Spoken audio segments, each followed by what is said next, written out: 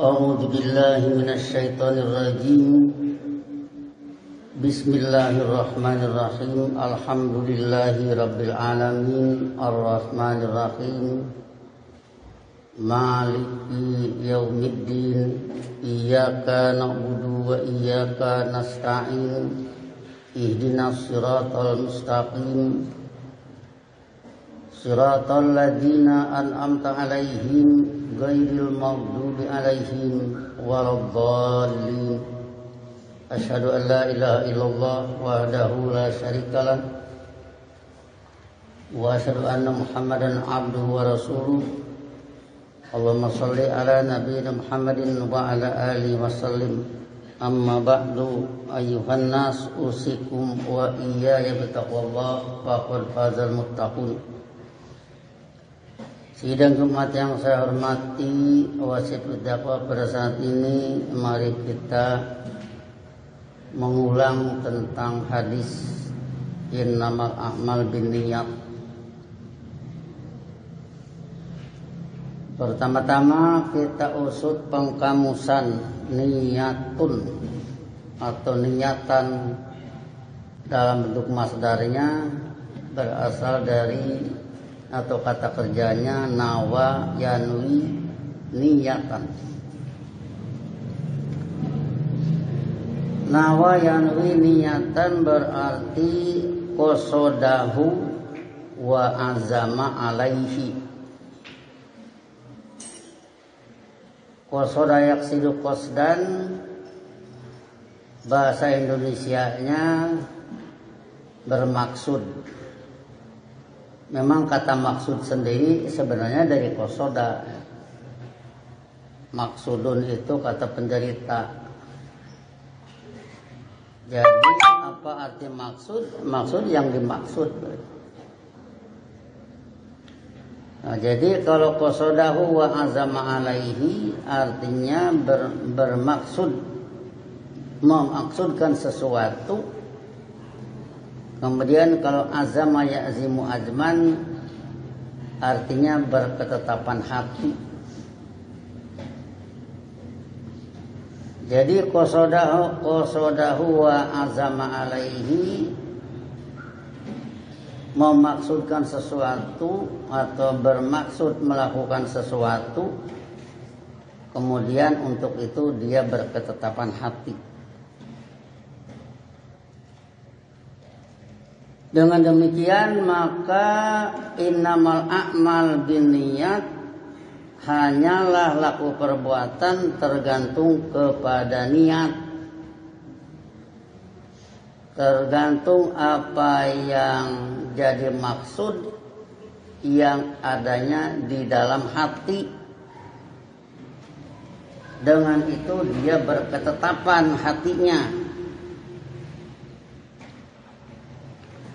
Jadi kalau innamal a'mal binniyat, laku perbuatan itu hanyalah laku perbuatan tergantung kepada maksud yang ada di dalam hati, yang dia berketetapan hatinya untuk itu.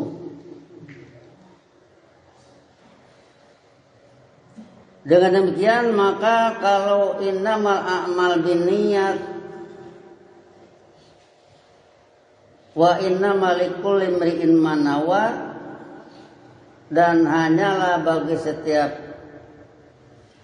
manusia apa yang dia niatkan. Selanjutnya komentar Nabi ini berlanjut kepada faman kanat hijratuhu ilallahi wa rasulihi fa hijratuhu ilallahi wa rasulihi. Siapa yang hijrahnya kepada kebijakan Allah menurut sunnah Rasulnya,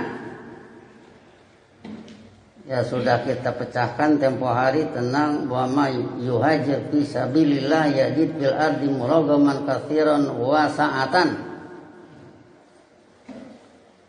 Kita sudah berbicara wa may yakhruj min baitihi muhajiran ila Allahi wa rasulihi summa yudrikul maut faqad waqa'a ajruhu 'ala Allah. di mana ayat dari surat Nisa ayat 100 ini dihubungkan dengan hadis Nabi yang berbunyi al-muslimu man salimal muslimuna min lisanihi wa yadihi wal muhajiru man hajaro manahallahu anhu.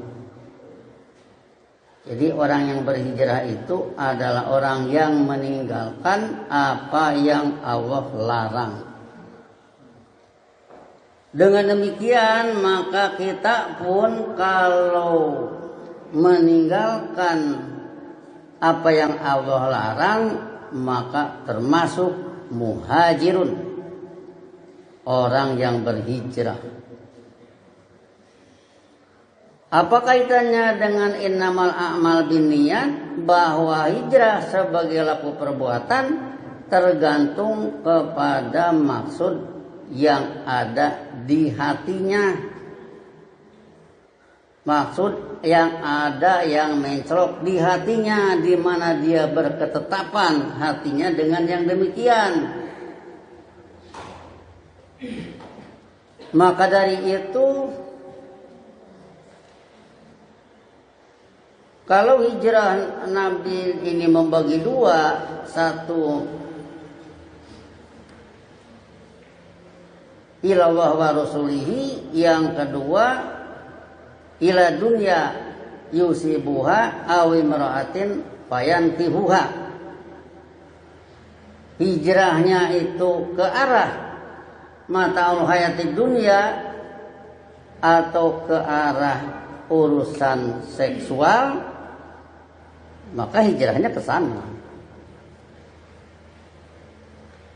Dengan demikian mau kita hubungkan masalah niat ini dengan Allahu waliyul ladzina amanu, surat Baqarah 257. Allahu waliyul ladzina amanu yukhrijuhum minadz dzulumati ilan nur wal ladzina kafaru awliyahumut tagutu yukhrijunahum minan nuri ilad dzulumat. Ulaika ashabun nari hum fiha khalidun.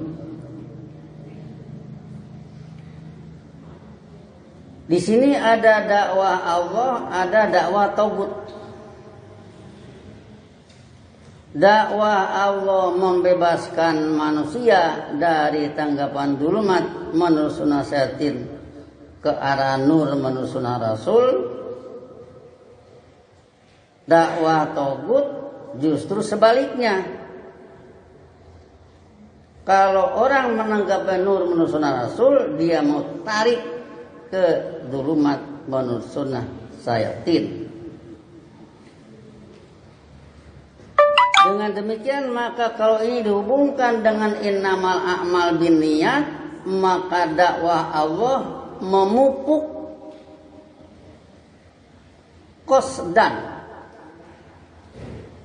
Dakwah Allah memupuk qasada yaksidu qasdan wa azama ya'zimu azman alaihi.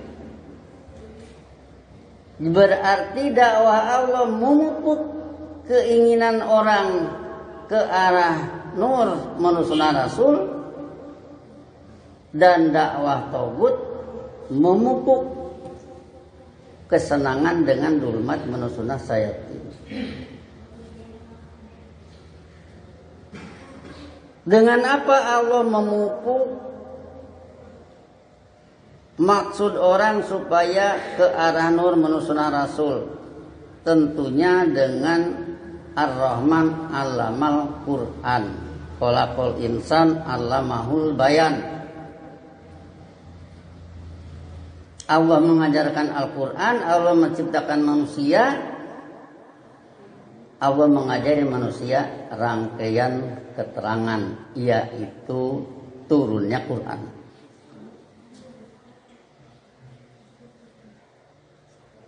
Dengan itu memupuk keinginan atau maksud dengan nur menurut sunnah Rasul.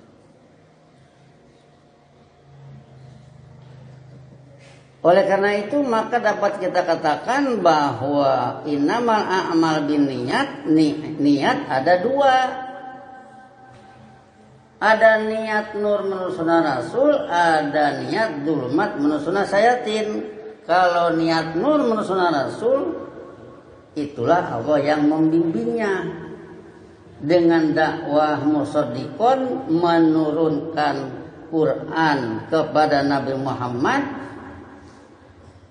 Sebab pandangan hidup di saat itu sudah merupakan pembengkokan dari ilmu Allah yang sebenarnya sama yang dibawa oleh Nabi Isa dan nabi-nabi sebelumnya, tetapi dibengkokkan ke arah zulmat menurut sunnah sayatin. Dengan demikian maka kalau innamal a'mal binniyat, seandainya kita mengambil ayat Quran, mempelajari bahasanya, mengambil kandungan makna, membahasnya, menerangkannya, bertanya tentang itu kalau tidak mengerti, mengerjakan latihan, itu upaya agar ada niat ke arah nur menurut sunnah Rasul. Maka ngaji Quran menurut sunnah Rasul itulah niat untuk itu. Kemudian ayat ini diterjunkan di dalam sholat, maka niat atau maksud makin kuat.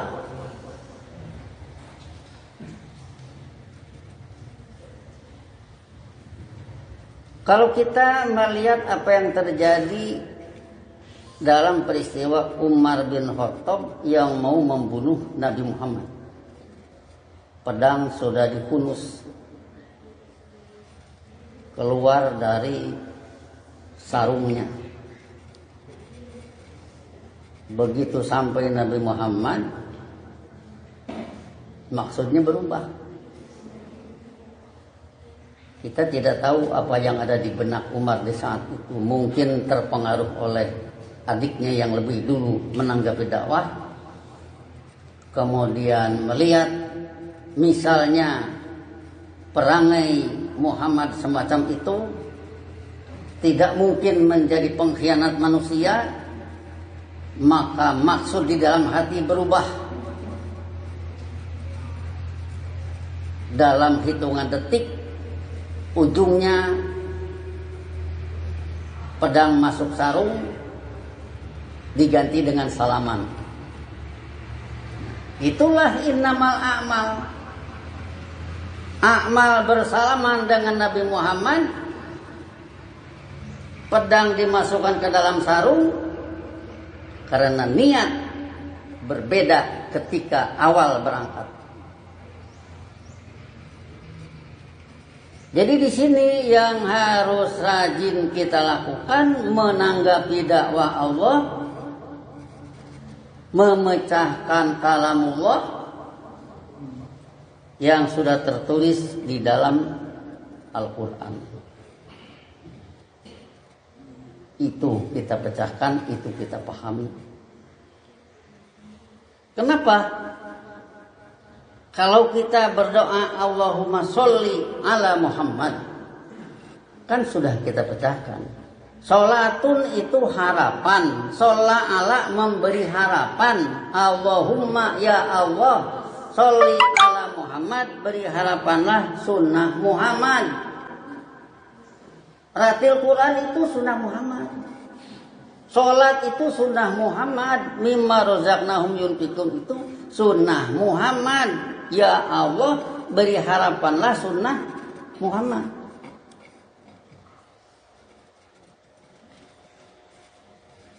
Jadi dengan Allahumma sholli ala Muhammad, dia melakukan ratil karena ratil itu adalah sunnah Muhammad.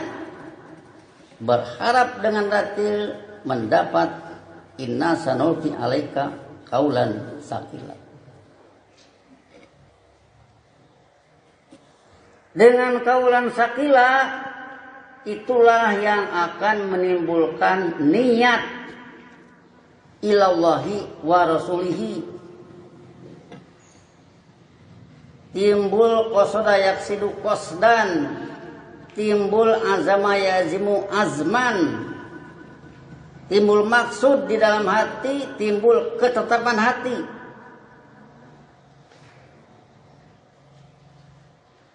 Yang demikian perlu saya sampaikan sebagai khatib supaya jangan keliru ngitung bahwa amal tergantung kepada niat, bahwa niat adanya di dalam hati bisa diawali dari upaya mau memahami Al-Quran, kemudian baca Quran, kemudian bertanya kalau tidak ngerti, kemudian memecahkan persoalan, berlatih dan sebagainya, kemudian menghafalnya, kemudian menerjunkannya dalam sholat. Ini kalau tidak ada, tidak mungkin ada perubahan niat. Maka dari itu eksplorasi ayat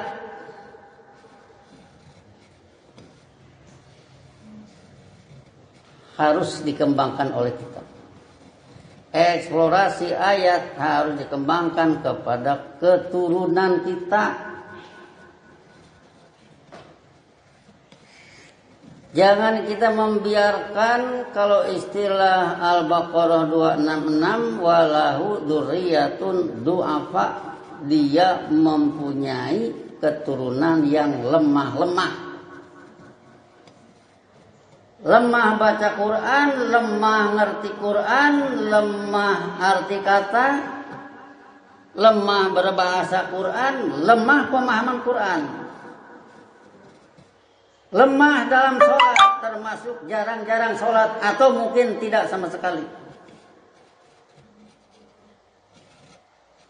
Lemah berlatih melaksanakan wabtagu min fadlillah, fa idza qudiyatis shalat fantashiru fil ardi wabtagu min fadlillah, carilah karunia Allah. Lemah, tidak punya keterampilan, itu tidak bisa, ini tidak bisa, nanam jagung tidak bisa, mupuk tidak bisa, panen juga tidak bisa. Ujungnya dzurriyyatun du'afa.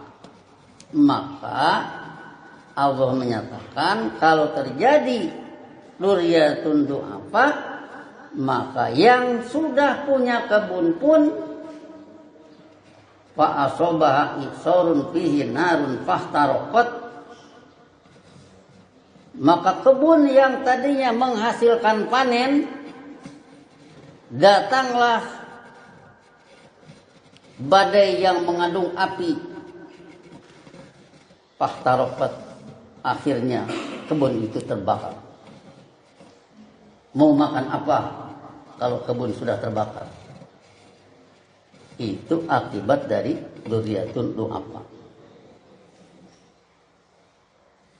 Jadi di sini sekali lagi bahwa innamal a'mal binniyat, perubahan niat adanya dalam studi Al-Quran menurut sunnah Rasul. Ambil ayat Quran,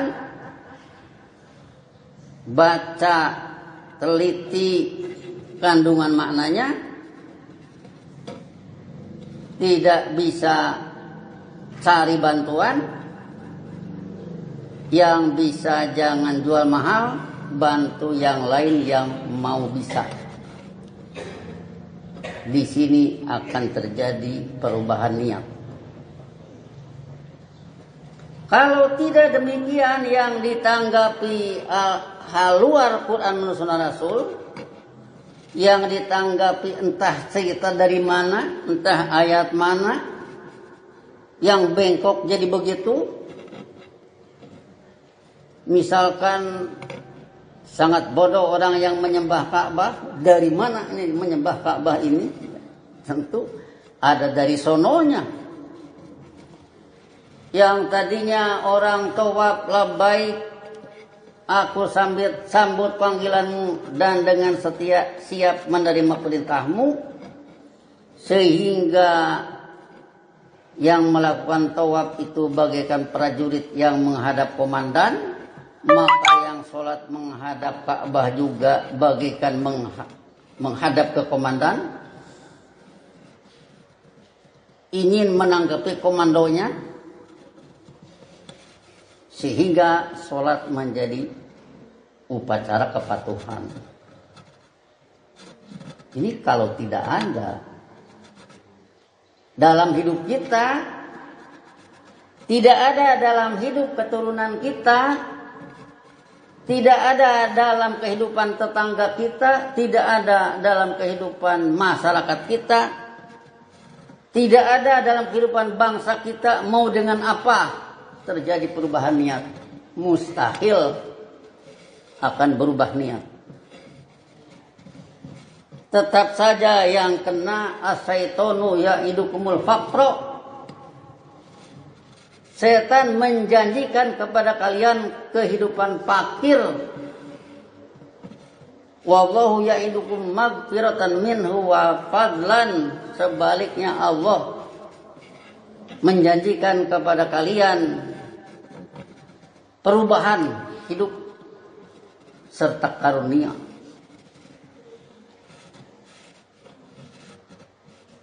Mau niat yang mana yang ada di dalam hati.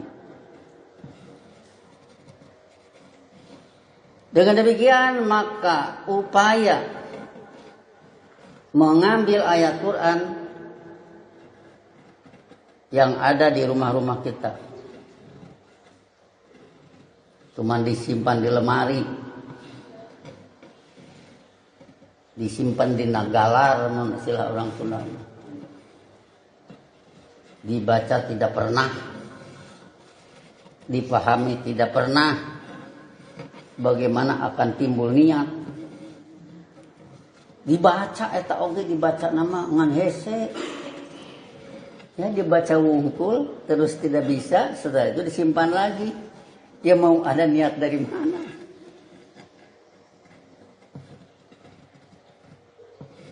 Nah, jadi perubahan niat itu tergantung kepada mana bahan yang dibaca,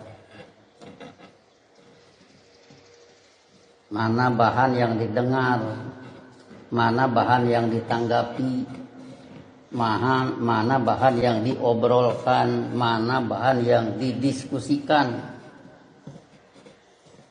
Sehingga dengan demikian maka kita ambillah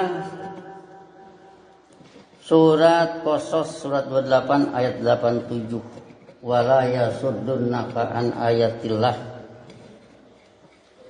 Janganlah mereka yang bertanggapan dulumat menghadang Anda dari ayat-ayat Allah ba'da id unzilat ilaika, setelah ayat itu diturunkan ke dalam hati Anda.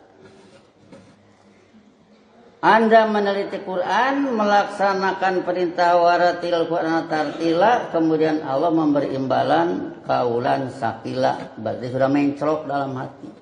Janganlah mereka yang bertanggapan dulumat menghadang Anda dari ayat-ayat Quran setelah mencrok di hati Anda.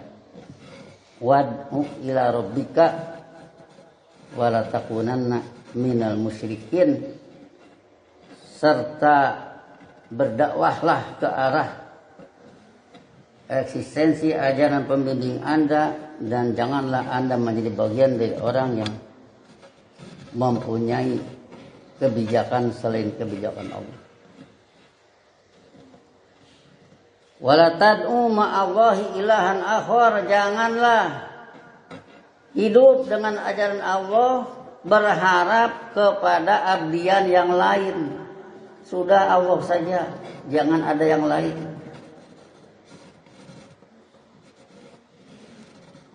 La ilaha illa huwa, tidak ada yang diabdi kecuali Dia.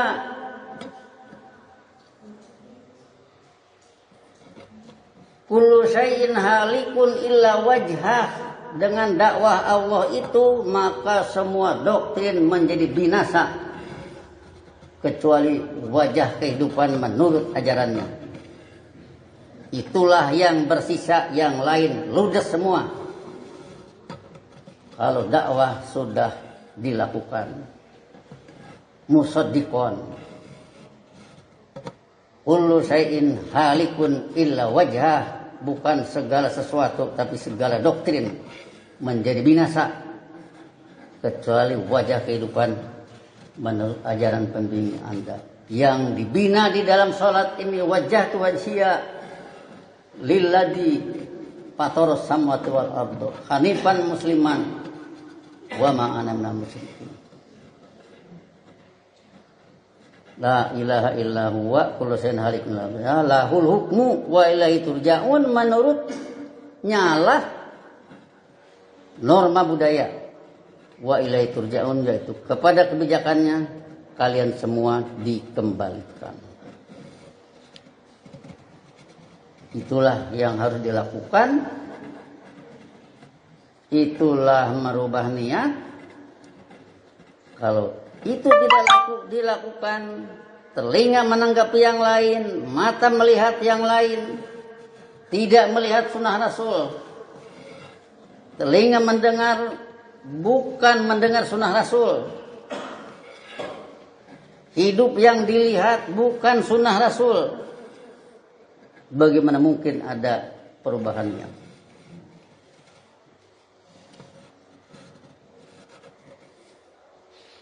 Demikianlah barakallahu li wa lakum bil Qur'anil azim wa nafa'ani wa iyyakum bima fihi min ayatin wa dzikril hakim wa taqabbala minni wa minkum tilawatahu innahu huwas samiul alim wa astaghfiruhu innahu huwal ghafurur rahim.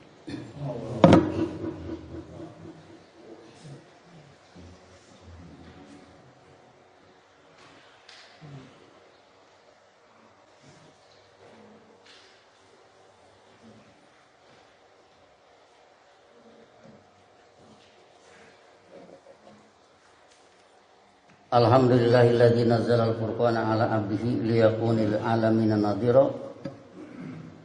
Asyhadu an la ilaha illallah wahdahu la syarikalah wa asyhadu anna Muhammadan 'abduhu wa rasuluh.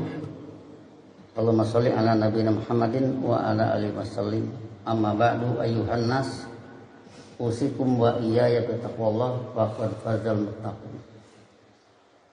Selanjutnya dalam masalah perubahan niat ini kita ambil untuk kesekian kalinya hadis Nabi, yasiru wala tu'asiru, bikin mudah oleh kalian, jangan kalian bikin sulit. Ada orang yang tidak bisa nasrif karena kanu wahumnya iyahumahunna kanat kanata kunna, mulai berubah di hunna. Terus ke bawahnya alifnya hilang, kunta kuntuma kuntum, kunti kuntuma kuntunna, kuntu kunna. Kalau berbicara hukum ibdal, pembuangan alif kemudian dari kana jadi domah jadi kun, kunna, kunta. Untuk memudahkan daripada mempelajari hukum ibdal pabelit hese pemahaman lagi, udah aja jadinya sina diapalkeun. Ambil kata lain yang sama, qala huwa humahum, qala qalu hiya humahunna, qalat qalata kulna.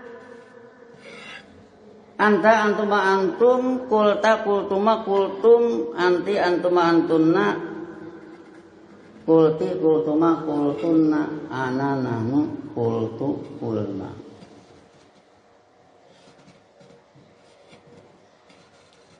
Sama kan dengan yang tadi. Oh, kembangkan ke yang lain. Sonu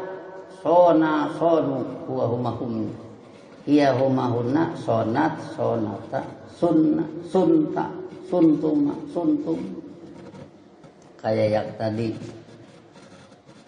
Jadi dengan demikian itu aja diucapkan berkali-kali, ujungnya jadi bisa. Orang Sunda itu bisa bahasa Sunda, tapi orang Sunda sendiri menyusun tata bahasa tidak mampu, malah di negeri Belanda yang menyusun tata bahasa. Tapi orang Sunda bisa bahasa Sunda. Anak kecil orang Sunda bertengkar pakai bahasa Sunda berarti ngerti. Bagaimana ini? Ini praktek terus, ini berulang-ulang, ujungnya jadi bisa. Kenapa bahasa Quran tidak begitu? Terlalu terfokus misalkan harus pada aturan itu, aturan ini. Ya aturan itu ada, itu juga tegakkan. Tapi untuk kemudahan udah aja jadinya. Itu antara lain yang kita lakukan. Kita berlatih ke ayat Quran. Fa'an qadakum minha misalkan. Dia menyelamatkan kalian dari yang demikian.